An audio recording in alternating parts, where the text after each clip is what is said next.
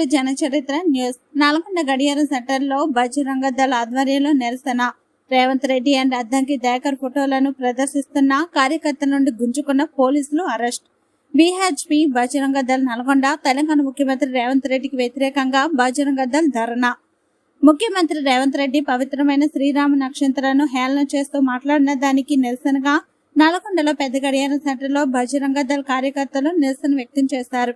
కార్యక్రమంలో బజరంగ దళ తెలంగాణ ప్రాంత కో కన్వీనర్ కన్నెబోయిన వెంకట్ గారు మాట్లాడుతూ, తెలంగాణ ముఖ్యమంత్రి రేవంత్ రెడ్డి మరియు కాంగ్రెస్ నాయకుడు అద్దంకి దయాకర్ ఎలక్షన్ ప్రచారంలో హిందువుల్ని, హిందూ ధర్మాన్ని, శ్రీరాముని, సీతమ్మ వారిని, పవిత్రమైన శ్రీరాముని అక్షంతలను అవమానపరిచిన తెలంగాణ సీఎం రేవంత్ రెడ్డిని ముఖ్యమంత్రిగా బర్తరఫ్ చేయాలని అన్నారు. అదేవిధంగా హిందువులందరికీ క్షమాపణ చెప్పాలని అన్నారు.